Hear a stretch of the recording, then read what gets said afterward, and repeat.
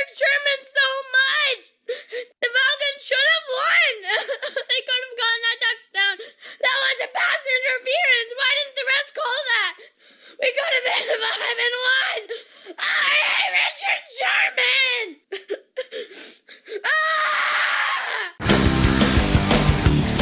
And now, it's time for another episode of the 12-Man Fan Jam Show. A show made by 12s from around the world, for 12s around the world. I'm Mozette, and here's your host and my dad, the self-appointed Reverend Moses of the St. Paul Island Church of Seahawk Positivity. Yes, thank you, Mozette, and welcome 12s to episode 414 of your 12-Man Fan Jam Show as your Seattle Seahawks get ready to take on the Arizona Cardinals in the desert. So sit back, relax, grab a desired beverage or sin of your choice, and remember, better dead than red. Let's meet the posse for this episode. Of course, first from merry old England. He is my partner in crime and the yin to my yang. Please welcome Matt. Hey kids, there's Matt. Good morning, Moses. Hi Matt, how are you? I am tippity top on the top. I'm good to go. Tippity top on the R&B tip with the... Oh. Tip the top, tip, good to go. All right, Just awesome. Just the tip. Just the tip. The tip's all you need. Hop Yes. and the hippie to the Yes. hip hop, and you don't stop this one. That's So the Wow. to the bang bang boogie, shut up, jump the boogie to the rhythm of Whoa. the boogie to Suddenly I'm in Studio 54, It and I'm is not quite sure what's now- going on. The White Rap Hour, ladies and gentlemen. I'm expecting a big moon and a spoon of Coke to come down from the ceiling at any moment. This is great. Hey, where's While we're my waiting share? for that, let's talk to our another panelist, member of the posse from the state of Washington, our very own news hound. His 12-man editorials can be found on SeahawksStyle.com. You know him as Shadowhawk. We know him as Will. Oh, Will. Hey, kids, it's Will. There you are. Hi, Moses. Pre-recorded again, and it feels so good. Ah, yes. Yes, after our live show, Nice. which we'll talk about in a minute. But yes, pre-recorded, but we do this live. I mean, we don't really edit a lot, except if I screw up the intros. But even that, I think we won't have that problem tonight. And also, Dennis, this is Yes. our 8th take. All right, so just, I usually just do mine in my house and send in what I want to say, and you just work it in there however you want. So. oh yeah, because I've got that kind of time. Please welcome also from the state of Washington, the man who wants to phone it in. We call him Dustin. Hi, Dustin. Hey, yeah. So I think it was unfair last week about how my player for game ball and whatnot didn't even play for the prognostication. So Oh, I'm taking that back because it wasn't fair, and I'm gonna Nope, say Steve Mike's no. gonna score a touchdown with No, 2:02 left in the first quarter. sorry. Doesn't No, work no, that no, way. yeah. like here. This works, Sorry, guys. that's a no good. We know doing that. Dude, I would have got like 6 points on this prognostication for our team, but since you guys won't allow it, Ah, I guess we will continue to lose. woulda, Hey. coulda. You Our play team- by the our- rules our- here, all right? Our team is not the Patriots, all right? We do not need to deflate balls, and we do not need to have Spygate in order to win this. I'm We sorry. just need Moses to step it up, all right? Hey, hey, Oh, hey. it's Don't getting make me real, come over folks. there. Jesus.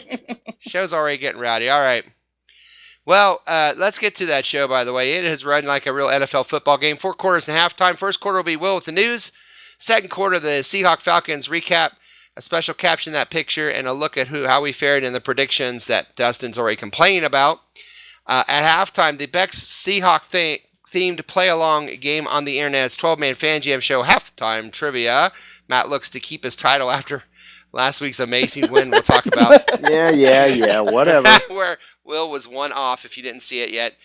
Quarter 3 will prepare you for the upcoming game between the Seahawks and the Cardinals. And quarter 4 have his top 3. And we make our predictions, prognostications, and game balls. But before we start, we'd like to remind you to like, share, subscribe to the Seahawk Positivity YouTube channel. Join us at Facebook Book 12-Man Fan Jam Show. We're also on Twitter at Seahawk Positivity. And our email, 12manfanjamshow@gmail.com. But before we start, I would like to give out some shout-outs. Hey, can I do a shout out?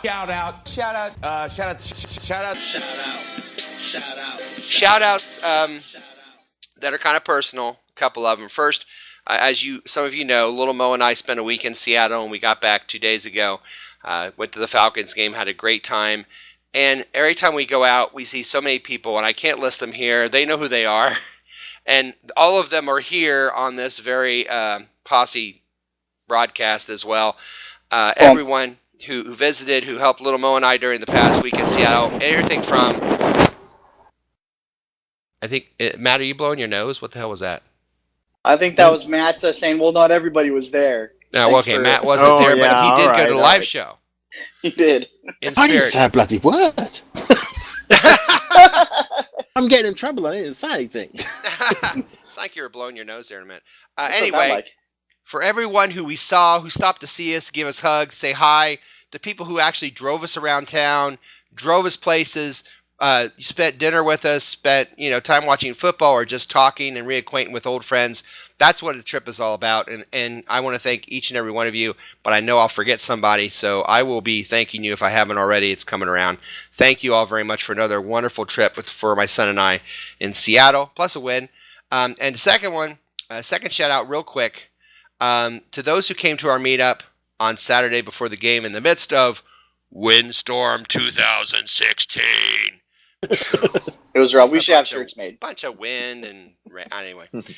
Dustin, Will, Matt, Tom, Neil, and Statsman Mark were all at the meetup. We had a great time on a live show, 413. We did it live on Facebook. I'm going to try to find a way to get that on YouTube. If you don't have us on 12 Man Fan Jam Show Facebook page, shame on you. That's why you don't see it. But we did do a show, and we'll try to get that on our YouTube channel if we can. But we did do a 413. That's why this is 414. But it was a lot of fun, guys, and Matt was there through the magic of Skype, so it was a great It time. looked an awful lot like my phone. Yes, it did. It was the magic of Will's phone because his was the only one that had a decent charge. Basically. It was really nice, and special shout-out to Brella's at the Executive Inn, Best Western Executive Inn of Seattle Center. Brella's, they allowed us to come in when they weren't working, they weren't serving anybody. They just turned the lights on for a half hour, let us sit at a table and talk football. We are so thankful to Brella's, very appreciative for that. Thank you guys for that, and that's our shout-outs for this episode. All right. Yeah, we tried to throw you guys some money, but you disappeared. We really did. We had put a little collection in to give you a little tip, but we couldn't find you. So we just stole all the cutlery instead. We did, and we made whatever. some long-distance phone calls. Yeah, that's cool. But, all right. Let's go ahead and get started on the show with Shadowhawk Will and the news. Yes, news while you were out buying all the water for Windstorm 2016. It's a 12-Man Fan Jam Show news report with Shadowhawk. Will, what do you got for us this evening? Well, Moses, this is one I actually found last week that if we had done a news segment on the live show, I was going to use. What's the one thing I enjoy doing segments on more than Johnny Manziel? Jim Bob Cooter? Okay, close. Twitter! Who? Twitter. Twitter, yes, of course. Twitter magic, yes. Yes, and this one involves two of my all-time favorite people, Des Bryant and Skip Bayless.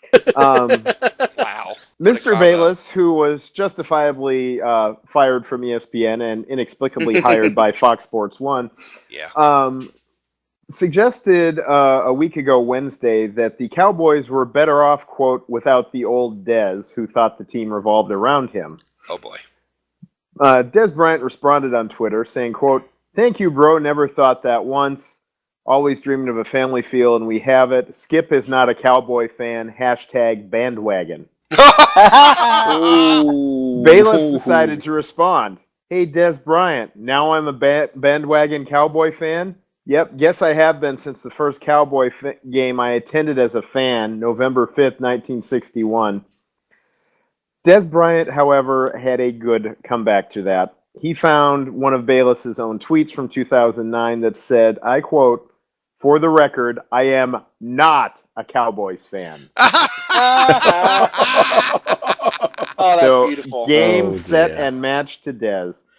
Well done, Des Damn. Bryant. Anybody that I'm not a big fan of Des Bryant, but anybody who can slam Skip Bayless. I always thought that Des couldn't string three words together, so the fact he managed to get 140 characters out with a good insult as well, very impressed. That is amazing. He is also better at life than Skip Bayless. Obviously. Wow. Who isn't, though? I've seen That some line is panhandlers getting that I think are longer probably and better longer, at life. isn't it? Well done, Des Bryant. That is awesome. Yeah, anytime Skip Bayless gets rigged up on this show, we love that because we are not exactly fans of Skip Bayless, and well, who is? Will, what else you got for us? Well, this is actually another social media related post. It concerns a recent change in NFL policy. Starting October 12, teams have been informed that they can only use media from the NFL's own accounts when posting on social media, like Twitter, for example. They have to use NFL Films video, especially during the 60 minutes leading up to a games and throughout games. Otherwise, they can be subject to fines like $25,000, $50,000. It's just fairly silly. The Browns and the Eagles, however, have figured out a creative way to get around this, though. They've been posting video clips of highlights recreated with the old electric football games. Yep. That we all had as a kid and basically played with for 5 minutes and got tired of our own players spinning around backwards. Which is pretty awesome. I tell you what, dude, that whole decision they made, though, it's already caused controversy in Seattle world. I don't know if you guys saw that, but they showed the Julio Jones thing, that play, and they were splicing it earlier to where they showed like Julio did not hit Sherman on the side of the face and grab his face mask inside the NFL. Inside the NFL, Bring that up they right now. spliced two And I want games everyone together. listening right now, I want you to spam inside the NFL because they show him coming off the line with nobody on him, and then all of a sudden the Sherman attack. And we all know different. I spammed them the other day on Twitter about 4 times. You got to spam inside the NFL. Yeah, it was press coverage. I mean, Yes. NFL takes over. You can only use the things that is approved by them or whatever that they use. And then that's one of the first things that happens is they try to spin it to make it look the way it wasn't. So it's ridiculous. And it Inside makes the you NFL, wonder, people. and it makes you wonder just how much they've been doing this. Yes. Because I seriously doubt this is the first time they've ever done it. But it was My son was disgusted. It was so amateurish too. I mean, you can tell just from the sunlight on the field at the start of the play. It's like, wait a minute, this is completely different. Yeah, you got to spam them, folks. At Inside the NFL, you got to spam them hard and tell them that is not going to fly. That we're not stupid. And when you do spam them, use clips from your old electric football games with players spinning around backwards. Exactly. Show them. Because we all know what happened on that play. But the electric football. Now, when I played it a long, long time ago, you had the football. The guy that threw the ball was this great big green guy. Did you guys have that guy? I'm not that old. Okay, so no, you had it's this something different in our generation. Well, in retrospect, like the guy that threw the ball was like this green guy, and if you're doing size comparison to the football players, he was about 25 foot tall, and we put the ball in his hand, and you pull his arm back, and you let it go, and it would fling. So you tried to complete passes. Yeah. Oh man, that was so much fun. It sounds like you took like a Rock'em Sock'em robot and put it on your football game. It never worked. Of course, completing a pass meant color rush. You tried to hit the receiver with the ball. You had to stop, put the ball in the crook of the player's arm, and then restart it again. Yes. Wow. Exactly. And that constituted a catch. Yes. Still confusing to this day. Absolutely. So if anybody out there has electronic football, I would love to see some Seahawk highlights. That would be awesome. Still better than most recent Madden games. Oh, absolutely. I don't know. Ooh. 17's confusing. Yeah. Dustin's our Madden connoisseur. I know that. Yeah, I bought it when it came out, and I've played it like twice, and I still haven't figured it out. So haven't had a lot of time on my hands. Well, Dustin, we'll help you figure that out here. Let's thank you, Will, for the news as always. Anytime. And we'll go ahead and end the first quarter. It's the end of the first quarter, bitches. All right, coming up on this camping episode of 12 Man Fan Jam Show. Camping episode? It's not a camping episode. Who's camping? Camping? Hey, coming up on this Cardinal episode of the 12 Man Fan Jam Show. Let's try Cardinal. See, I'm like Anchorman. Anything you throw in front of me, I'm going to read. Coming up on the Cardinal episode of the 12 Man Fan Jam Show. Lots of show. Halftime trivia. But coming up next, we talk about last week's victory over the Falcons, and we caption a picture, and we'll be right back. I'm Rosette. You're listening to 12-Man Fan Jam Show. Dad, I need more money. What for now? Look, do you want me to graduate or not? Okay, let me get my wallet. Holy shit, it's the second quarter. Yes, welcome to the second quarter of episode 414 of the 12-Man Fan Jam Show. In between quarters there, Dustin was a little irate about Mr. Madden and his football game. Dustin, you got a bone to pick with Madden? I mean, no, he's like an old retired senile dude probably at this point. But, I mean, the people that make his game annoy the shit out of me. You want to square up, dude? You want to square up with Madden? Do it! Yeah. But yeah, just, it's so annoying to me because if you update your roster, people are going to buy the game. You don't have to change the controllers. I want to be able to kick the same way every year. I want to be able to run my offense the same way every year. I don't need all these weird, cool, fancy features that I don't know how to use for the first 2 months I use the freaking game. Just let me do it the same way, update the roster, and we'll be fine. People will buy it. Da da da da da da. Okay. Oh, hey. Somewhere Kaepernick's taking a knee. I say Dustin sounds very like the Panthers. I want the same damn offense that I had every year. That's right. Yeah. Go and have it. Well, this game that we're about to talk about, of course, the Falcons lost 26-14, and I know that we're going to talk about this, but this is Matt Ryan actually after the game. Hey, Richard Sherman, so much! The Falcons should have won! They could have won that touchdown. That was a pass interference. Why didn't the refs call that? They called everything toward the Falcons, and they couldn't call that. Doesn't Tom Brady sound young?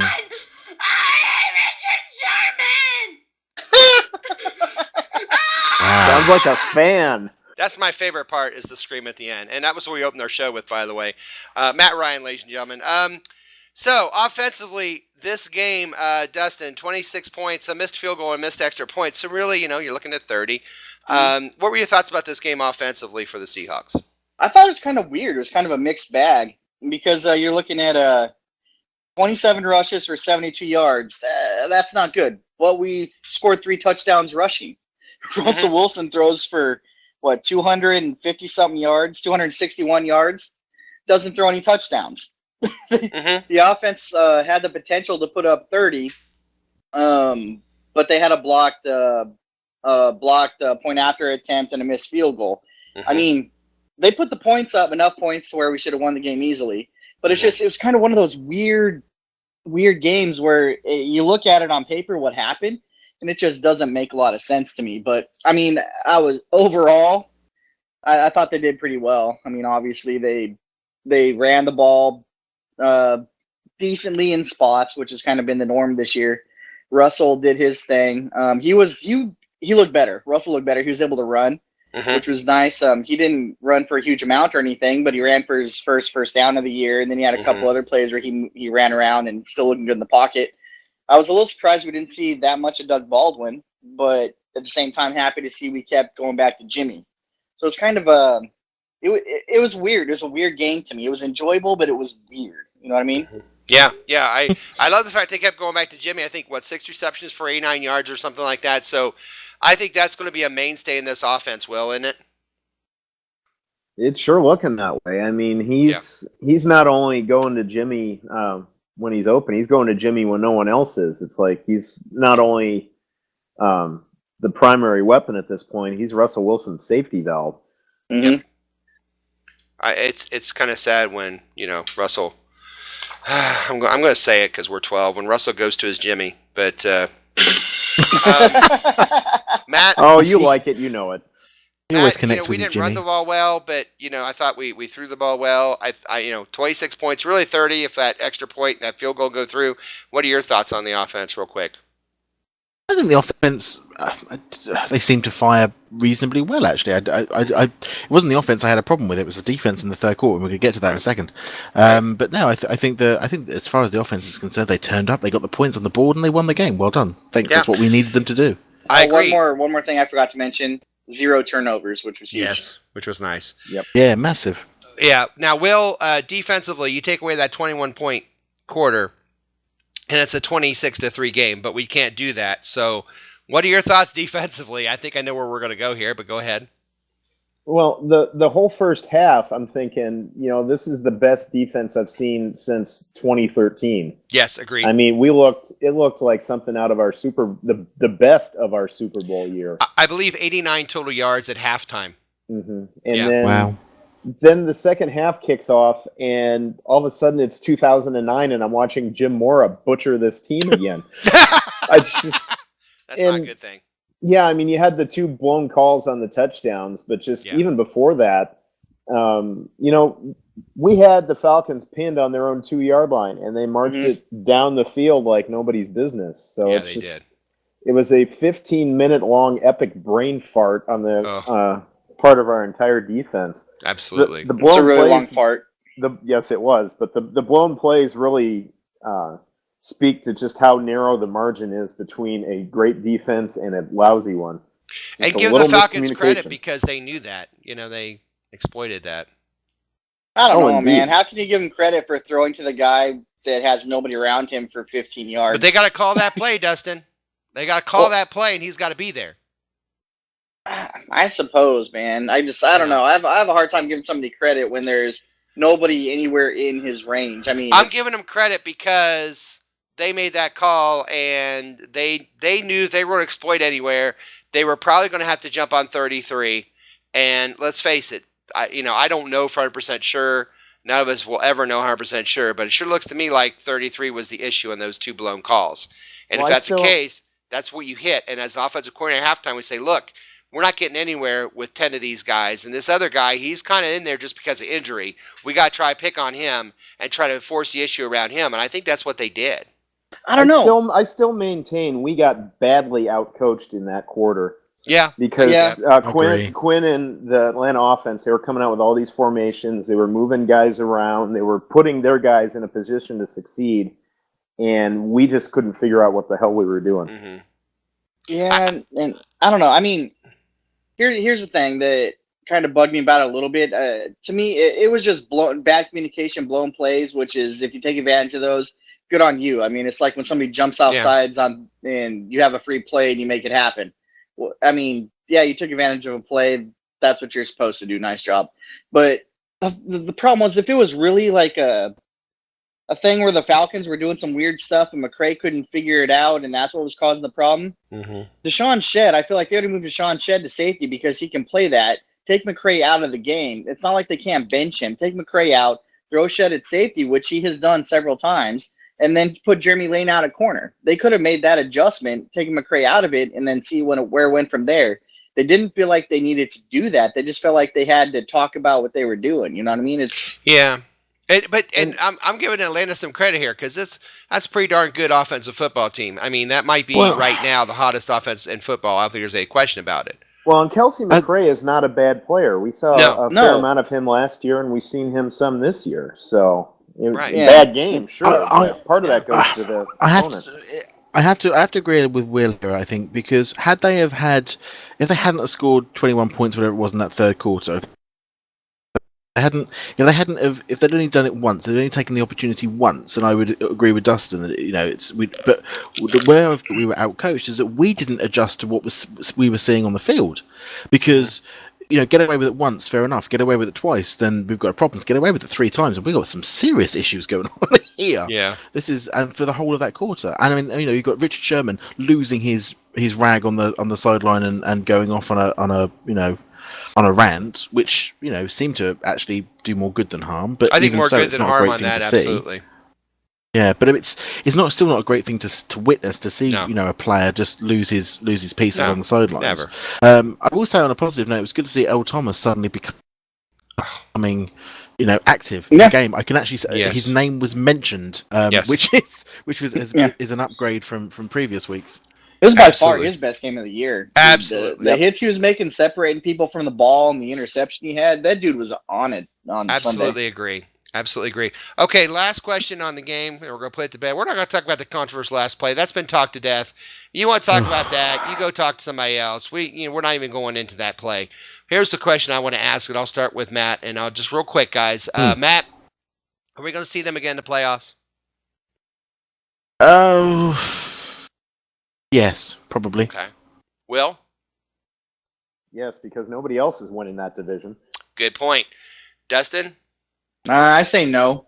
Okay. I think Minnesota's going to fall off a little bit. I think Atlanta's probably going to get the second seed, and they're going to get maybe whoever gets it together between maybe Arizona or whatever team gets it together, and they're probably going to lose to that team. I think so, too. I don't see them going deep in the playoffs. I'm with you on that. I think they'll win the division, but I'm still not sold. That defense, they're going to have to score 40 in the playoffs. And as we all know, when you get to the playoffs, you're playing some pretty daggone good defenses usually. Mm-hmm. And they're going to get shut down somewhere, and that defense can't stop anybody. So I'm with you on that. But outstanding effort from Atlanta and outstanding effort on offense from Atlanta, without question. They came in a horrible place to play. Matt Ryan didn't look like he wanted to pee his pants or cry or walk off the field at the first half. He looked awful. Came back, they got under control. They came out, played some daggone good football in the third quarter, and just came up short. So hats off to Atlanta. Dan Quinn, congrats to Dan Quinn, former Seahawk defensive coordinator. You're really building something down there. No doubt about it. And kudos to the 12th man. Yes, because I wanted to say that. Thank you, Will, because coming up once a year for a game, and it's been a couple years, and the last couple games I've come up, I got to tell you, 12s, I've been a little underwhelmed, but this game, I felt it.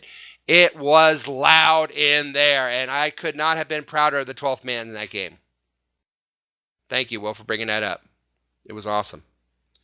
Okay, so let's finish now, as we always do, with a caption that picture.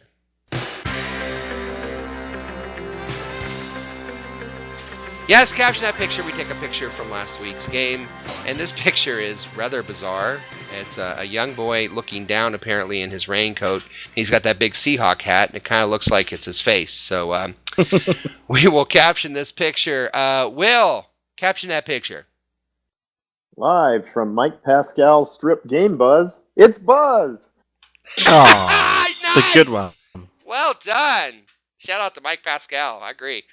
Dustin, caption that picture. Yeah, I kind of went along the same route here. I said, and the first step pick from the live-action adaptation of Mike Pascal's Game Buzz comic strip, the movie. Oh, some Mike Pascal love. I'd see that. I would too, man. Mike, we got to get a script going. I know Mike listens to the show. Mike, we got to get a script going. He's part of the 12-man, the Team 12 challenge, prediction challenge. We'll talk about that in a minute. Okay, Matt, caption that picture. Yep. The mother claims it's an open and shut case, but Blitz is demanding a paternity test. Nice. Mine's a little dark. Okay, mine's a little long. I just got one. Oh. I was going to play sad That's the first time he's ever said that. Yeah. Oh. All right. You and Lance Armstrong. Okay. All right. Born with a terrible birth defect that made him known as Bird Boy, Bird Boy could not decide if he was happy the Seahawks won or sad that the Falcons lost. Luckily, his birth defect face made it impossible for anyone to know his feelings either way. All right. Dark. Longest headline ever. Oh, dear. That's the longest. That's never going to be. That's not a catchy meme, Dennis. That's not going to. That's not going to hit Google. Yeah, that's sad. All right, let's go. Let's forget that and go to the 2-minute warning. Holy shit, it's a 2-minute warning. I gotta tell you, that is like the most bizarre picture I've ever seen. Okay, 2-minute warning. Time to check in our posse prediction challenge. Scores last week, we get a point to Mike Pascal. Very good on his prediction. The prognostications, 3 points to Jose, a deflected interception. Well done. And Mark Ty Turner, who said that Houchka would have a game-winning field goal, and we gave him that one.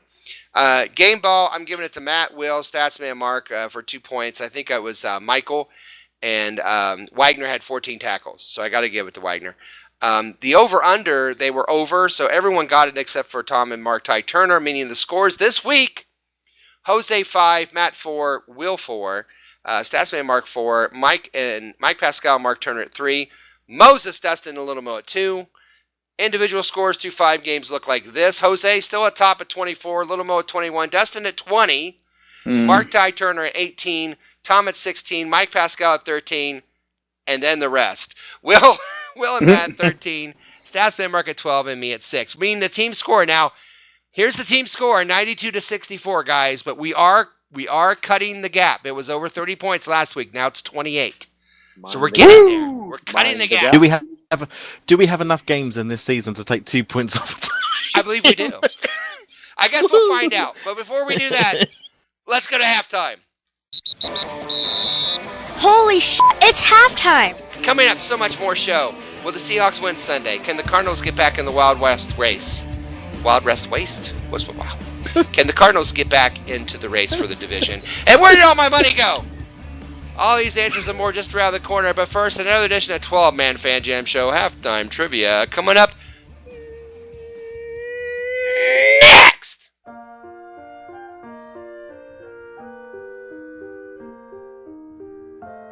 Hey, this is Matt from merry old England, and I am the current reigning halftime trivia champion. Why not play along at home and leave a comment on our Facebook page to let us know if you beat me this week. Now, if you'll excuse me, I've got to go and polish my trophies.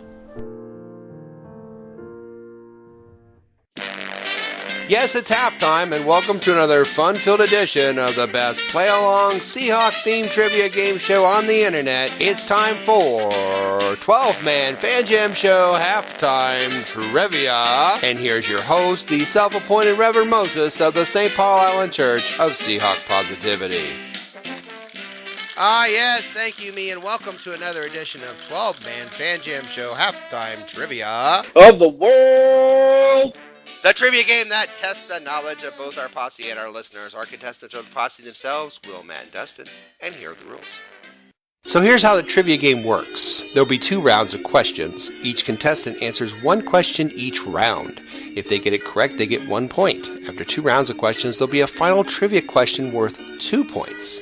If there's a tie after that, then the tie players go on to a special secret overtime question where the winner becomes reigning 12-man Fan Jam Show Trivia Champion and also gets a prize chosen especially for them. As an added bonus to those listening on the Seahawk Positivity YouTube channel, the questions and possible answers will be displayed on your screen so you, the viewer and listener, can play along as well. If you do, please let us know how you did on the questions. Remember, there's no Googling, no phone a friend, and please, no wagering. However, there is a lifeline. Before taping this show, my 2 charming Seahawk fan children, Mosette and Little Mo, did take the quiz as well. If the contestants want to know what the kids said, they can ask that but once and only once during the entire game show and only in the first 2 rounds. Now let's get ready to play 12-Man Fan Jam Show Halftime Trivia. All right, gentlemen, you know the rules. There's 1 change in the rules, and I'll explain that in a minute. 2 rounds of 3 questions. 2 questions about the Arizona Cardinals and the Seahawks. 1 question about Little Mo and my trip to Seattle. So obviously you can't ask Little Mo about the trip because he knows the answers. So on those questions you cannot ask Little Mo, but the other ones you can ask Little Mo and Mosette on their answers. All right. This seems rigged. Okay. Yeah, clear as mud. Here we go. Yep. Matt, you are the champion. 1, 2, or 3. Oh, yes, I forgot I was the champion. Yes, well done me. 3, please. 3. Will, you missed it by 1 last week. 1 or 2? No, 1 is the loneliest number, so I'll take 1. Thanks for bringing it up, by the way. Yeah, you're quite welcome. Dustin, as usual, you are number Pop 2. it up. All right. Here we go. Dookie. God, we're all 10. Okay, Will, your question is about Little Mo and I and our I trip. hope I was And paying attention. here's the question. What place did Little Mo not visit while in Seattle? What place did Little Mo not visit while in Seattle? Showgirls. Yep. You get the Between point. the 3 Let's I move on. give you. Let's move on.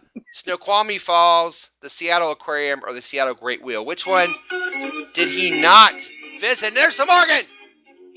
Snoqualmie Falls. Snoqualmie Falls. Ooh.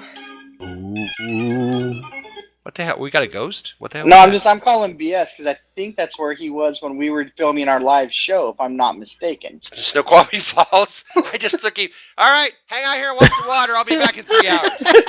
I thought he was with a buddy and they went up there. I'm not sure. In the No, middle, they in the actually middle of the went worst south. windstorm. But I thought he was with a buddy and they went there. well, the answer. No, Moses and Neil went up to Snoqualmie Falls. That's right. It is Snoqualmie Ah. Falls. We went up when Moses was with his buddy, but he did go to the aquarium and the Great Wheel and did not go to Snoqualmie Falls. So Will does get a point there. And we'll move on to Dustin. Dustin, football question. You can ask the kids if you'd like. The last time the Seahawks lost in Arizona to the Cardinals, who was the leading receiver for the Seahawks in yardage? Braylon Edwards, Zach Miller, or Sidney Rice? I believe that was Russell Wilson's first game. It was. 20-16, yes. We all know that Baldwin knocked his Broke teeth out. his tooth, yeah. Braylon Edwards, Zach Miller, or Sidney Rice? Who led the team in yardage? Well, I'm not going to say Braylon Edwards because he dropped the ball in the freaking end zone on one of those last plays. So I'm going to go with Sidney. We'll go with Sidney. Mosette went with Zach. Sidney Rice. Won that damn game. Little Mo went with Sidney Rice. No, it was Braylon Edwards, even though he dropped the ball. So I'm sure right now if he's listening, he's flipping you off. All right, Matt. I don't care. You should have caught that damn ball. That's right. Matt. The only time the Seahawks played in St. Louis against the St. Louis Cardinals, how many times was Dave Craig sacked? 4, 5, or 6? Could be what back in the 80s. Oh, way back, yeah. Give me the numbers. 4, 5, or 6. How many times was Craig 5. sacked? He says 5. Mosette said 5. Little Mo said 6. You said 5. It was 6. 6 times. Oh. So Will, Dustin, and Matt. Will has a point. Dustin and Matt at 0, which means Will gets to pick 4, 5, or 6. I'll go 4. Will will go 4. Matt, 5 or 6? 5. And Dustin, you are I'm number going to go 6. 6. Yeah. Yeah, okay. Here we go. All right, Will, you have a football Good strategy. question, so you can ask the kids. The first time the Seahawks played in Arizona against the Arizona Cardinals, how many interceptions did Seahawk quarterbacks Freeze and Meyer throw? How's that for a combo? Freeze and Meyer both played in that game. Oh, dear. How many interceptions combined goodness. did they have? Too 3, many. 4, or 5? I was going to say, what are the options? Yeah. 3, 4, or 5? I'm going to feel. I feel optimistic here. I'm going to go 3. He's going to go 3. Rosette went with 3. Little Mo went with 5. It's actually 4. Yeah. Did You're one still on get the injured or did one get pulled because of all the interceptions? I'm not sure. That's what I Probably pulled, I would guess. I don't want to remember, to be honest. No, let's not remember the Meyer game. and Freeze. Yeah, that's not something you want to Yeah. No. Matt, yours is Yes. also a football question. Dustin, you're welcome. Okay. Matt, how many times did the Seahawks play in Arizona against the Phoenix Cardinals? They were known as the Phoenix Cardinals for a couple years. How many times did the Seahawks play in Arizona against the Phoenix Cardinals? 0, 1, or 2? I think that they played in the Kingdom against us, and I don't think we ever played them there. So 0, I think. Ooh, it's 1-0. Huh. Mosette said 0. Little Mo said 0. Yeah, we never played the Phoenix Cardinals in Phoenix. No. Nice job. Well done. Played them twice Thanks. at home. Bit patronising, but yeah, thanks. Which, Matt, Dustin, take what you can get. good for you. You got a point. Well done, me. You got a point. Poor little you English got a boy. He's got a point. All right, Dustin, you ready? Ready as I'm going to be. All right. Approximately what time, Eastern time, did little Mo and I touch down in Indiana on Wednesday, October 19th from Seattle? Was it 7:30 p.m., 8:30 p.m., or 9:30 p.m.? When did we finally hit home? 7:30 p.m., 8:30 p.m., or 9:30 p.m.? You said head home or touchdown? Touchdown. All right. And this is Indiana time or Seattle time? Indiana time. I said Eastern Standard Time. Okay, bottom line is I have no idea. And can't say I particularly care, but I'll say number 2, whatever that So you'll was. say 8:30? Sure. All right. Hey, why not? What the hell? 8:30. Yeah, 8:30. So Nice. everybody's got a point. You've got a point. You've got a point. Everybody gets gets a a point. All right. point. It's Oprah Will. I'm not Which paying means we will taxes on the go. point. Which the lower we will go will be Dustin, Will, and Matt in our final question. High low, of course. The closest without going over will get the 2 points and become champion. Yeah. All right. No, I'm sorry. Yeah, we're going to go Dustin, Will, and Matt. All right, here we go. Dustin, are you ready? Mhm. All right. How many yards passing did Russell Wilson have in last year's victory over Arizona? How many yards passing did Russell Wilson have in last year's victory in Arizona? I don't know if it was anything like the question last week. I think it was 380 something. But What was it, Will? What was last week? Do you remember? I guess 386. The answer was 385. Oh, okay. You remember. Okay. All right, I'm gonna say less than that. Can I give like a range or No. No, I need a number. Okay, just checking. All right, how about 302? 302. Will. I'm gonna go 323. Matt. What were the numbers? 302 and 323. How many yards passing did Russell Wilson have in last year's victory in Arizona, last game of the year? 301. 301. All right. Well, we have a winner. Yeah, it's Matt. The number of yards passing that Russell Wilson had in last year's victory in Arizona was 197. So, well No off. kidding. Guess what? Yeah. Well The off. Brit did it again. Thank you very much. Congratulations. Next time Matt. I'm just gonna guess one. I know. I'll go guess two. one, yes. That would be awesome. I was hoping one of you guys would, once you said hi like that, I was hoping Matt would go one over because I knew it was less than what I said, but throwing you Well. off didn't work. What can you do? We can never beat this guy. And it's been another crowd-pleasing, heart-stopping, award-winning edition of 12-Man Fan Jam Show Halftime Trivia. We'll be back in the second half of the show after this quick station identification.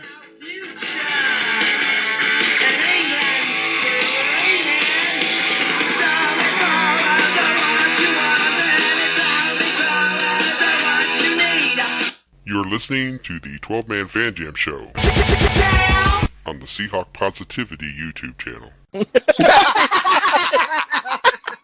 Holy shit, it's the third quarter. Yes, welcome to the third quarter of your 12-Man Fan Jam Show. Hey, you! Yes, you, recovering from Windstorm 2016! Like or comment on the video! Join us on Facebook at 12-Man Fan Jam Show Facebook page. Email us at 12manfanjamshow@gmail.com. Tweet us at Seahawk Positivity. Make us part of your fix. Do it! And do it before the wind gets you and empty stores of water, milk, and bread. Hurry! Ah! All right, enough of that. Here we go. This quarter, we take a long look at the Atlanta Falcons. No, we don't. We already took a look at the Atlanta Falcons. Forget them. They're Oh, about the a rearview Cardinals, mirror. baby. Hey, let's look at the Cardinals. The Take Cardinals and the two. Seahawks. Here's your tail of the tape. As you see, the Seahawks are 4-1. The Cardinals are 3-3. This is a huge game for the Cardinals if they want to get back in the division talk again. A loss for them, I think, is going to be rather huge because they would be 3-4. We would be 5-1, and 3 up in the loss column with not many left. So 2 meetings Math. last year. I don't know. I don't do math when I'm off work. At Seattle, Arizona won, and then at Arizona, Seattle won. Dr. Dustin, what is a key injury for this game? It's got to be Bam Bam's groin. I mean, there's this Cam Chancellor. There's no two ways about it because last week, without Cam out there, we had some really bad issues with communication in the secondary and touchdowns being scored that probably shouldn't have been. Yeah. So since Cam is doubtful for this game and his groin injury is still giving him issues, I think that's going to be a problem. Yeah, that could very well. Also on the Cardinals side, I saw Mike Brown has a groin injury. He's doubtful. Hamstring. He has hamstring. Yeah. Yeah. And then they have another dude who's I think his name is Smoke, who's a long threat for them. He was diagnosed today with a sickle cell trait. And I mean, players play with that in the NFL, but he has lower leg problems, which is a sign of that trait. Extremely painful.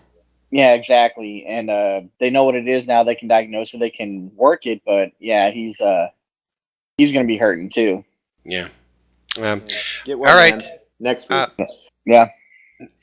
Matt, what's the weather going to be for the game? Okay, well, today's weather is brought to you by Skip Bayless himself, just to prove that Arizona isn't the only thing full of hot air, making people generally feel tired and uncomfortable. It's going to be Apparently, according to NFL, it's going to be a highs of 95 degree Fahrenheit, that is 35 degrees centigrade, but it doesn't matter because it's in a dome, so air conditioning will bring that down to the wonderful temperature of minus 16. They're going to turn it right down low. There's going to be snow on the field. There's going to be building snowmen. We're going to have Richard Sherman's going to be doing snow angels in the corner. I can see it coming. Beautiful. So yeah, it's going to be a balmy minus 16 degrees. That's the weather brought to you by Skip Bayless. Might want to take a coat or an umbrella. You know, Matt, I think you would be a great weatherman up at the Pacific Northwest after this last weekend. I think you would. If you're listening to me right now, you need to go grab bread. You need to go grab butter. You need to go grab milk. The world's going to end Saturday, so get ready. Kids, hide your wife. Oh my God! True story, real quick. Oh, go ahead. Go on. You do yours then. Go on. Okay. True story. I called down to get a tour of the stadium, and I called the box office down at the stadium. And this lady said, and I called on my cell phone. She goes, "Are you by chance from Indiana?" And I said, "Well, yeah."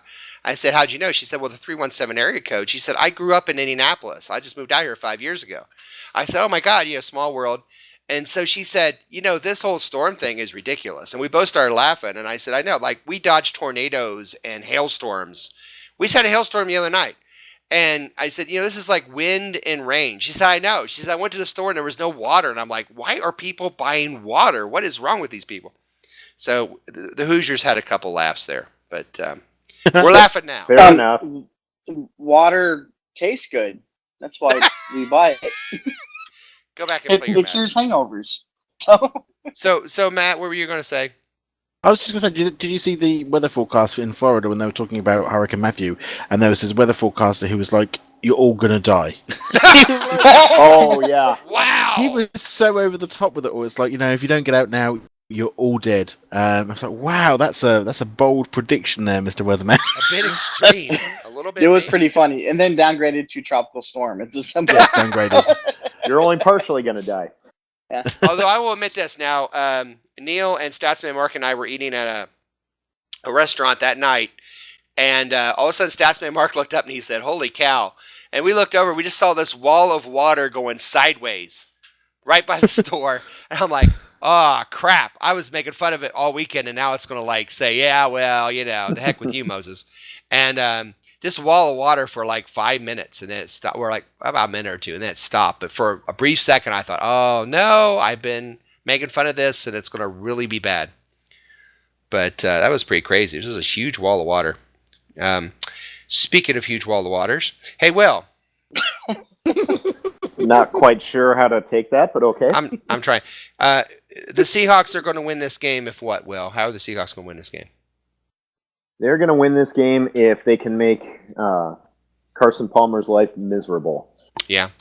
Like they did with Matt Ryan. Like his wife. Because they sacked Matt Ryan, 4 times, I believe? Something like that, yeah. And now we're getting Frank Clark back, which is only going to help that. So I'm with you on that. If we can make Carson Palmer, the man of glass, actually move in the pocket, I think we're in good shape. Dustin, Seahawks win this game if what? If they can figure out their woes on third down. Yeah. Last week they were 5 for 14 on third down, 28%. It's not really good. That's like kind of middle of the pack. Last year overall, they were 45.8% on third down. This year they're down 10% on third down. If they figure out third down on offense and are able to maintain the ball, control it for longer, they're going to win most of their games. So they need to figure that out starting now with this game. Take Arizona out of the division run, and that'll be what does it for them. Hey, Matt. Not Matt. Hey, Dustin. Mm-hmm. What kind of grades did you get in math? Pretty good. I don't know, man. I was in high school like 20 years ago. Okay, well, 5 divided by 14 is 37%, not 20%. But according to my calculator, it's 28%. Try it again. 5 divided by 14. Give me 1 second. Okay, this is exciting. We're exciting calculation. You can cut the tension with a knife. Exciting. Live action math. Full contact math. Full contact calculations. 5 divided by 14. 14. 4. I feel like I'm teaching again. That's how I teach math. Wow, yeah, 35.7. So, my cheater right. game. Hey, Seahawks win if Dustin's math was better. Dustin learned how to use a calculator. How nice. I'm going to say, I think they win this game. If they make our buddy Carson Palmer, chew the new turf floor at least 4 or 5 times, and I think if they put him on the ground, I think they beat him up. I think we're in good shape. But they're playing real well. But don't get excited. Listen, they played the Jets last week. I'm not looking at that game and saying, "Oh my God, here they come," because it was the Jets. So, and we've also had a lot of luck. Our last 3 games against them, we scored 30 points or more. So, I think we've kind of maybe cracked that code a little bit on their defense, but we'll see. Dennis, I think that we Seahawks will win this game if Dustin's in charge of the scoreboard. No, I agree. I completely agree with that. That probably would happen, yeah. Yeah. Well, Dustin, congratulations on learning how to use a calculator. Thank you. Thank you. Yeah. I don't know what I did before, but yeah, it wasn't good for the show. You're welcome. All right. While Dustin recoups, we will end the third quarter. It's the end of the third quarter, bitches. Coming up, it's time to make our predictions, prognostications, and game balls for the Cardinals game. You're listening to 12-Man Fan Jam Show. Surviving the wind storm of 2016. We'll be right back after this.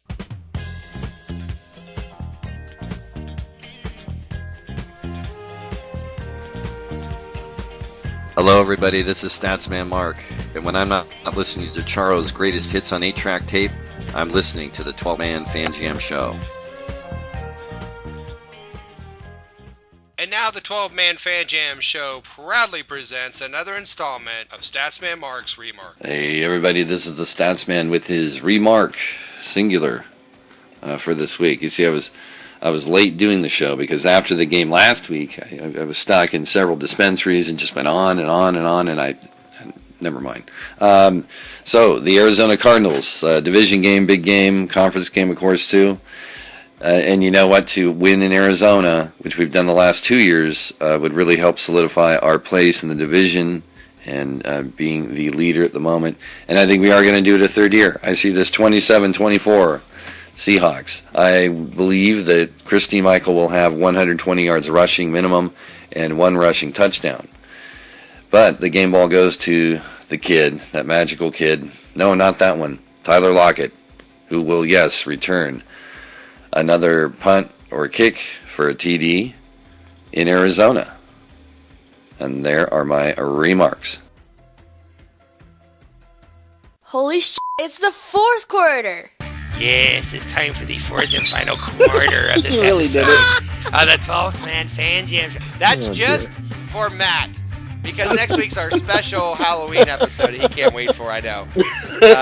I know we can't wait for our Halloween episode. All right. Hey, before we do that, we got a game to talk about and finish up with. The Cardinals game's on Sunday night. And before we do that, hey, let's do a top 3. You know that's always good. Top 3, shall we, from our offices.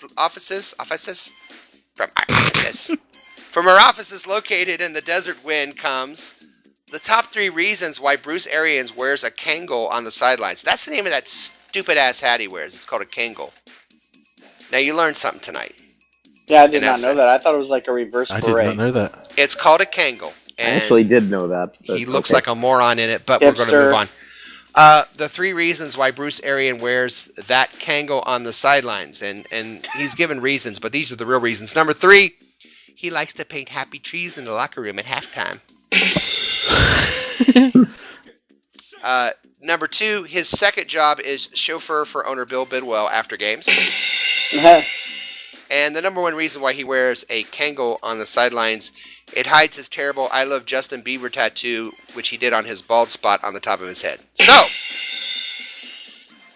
you should never do a tattoo of I Love Justin Bieber. He's a believer. He's a believer, and he just wants to hide it. All right, let's move on. Cardinal games itself, current line is Seattle 2-point underdog, +2. But that's all right. That's the over-under, over-under is at 43.5. Quick disclaimer, these numbers have been presented for entertainment purposes only. The 12-Man Fan Jam Show does not endorse betting or anything on any time. Please do not take these or anything we ever say on the show seriously ever, especially when I called Arians Kangol stupid. All right, let's make our predictions. Here's the scoring prognostications on the button. 3 points. Closest if nobody hits 1 point. Game balls, 2 points. There may be more than one. Predictions, you get both team scores, you get 5. One team score, you get 3. And overall closest gets a point. Over-unders, 2 points. All right. Team 12, who has a healthy 28-point lead, did the following. Little Mo said 34-24. Seattle. Lockett, a touchdown kickoff return, either punt or kickoff. And he's given his game ball Lockett. Jose, who is currently our leader by a long shot, said, he had a key too. He said the Seahawks win if our secondary communicates and we get at least one pick. So that's what his key to the game was. He says that's like 2 keys, though. He should be disqualified. Well, no, that doesn't count for anything. That's just okay. That's the Seahawks win if. Remember we do our Seahawks win if third quarter. He said, hey, can I give a key? I said, of course you can. I don't care. Overruled. He said the key of C. Oh, all right.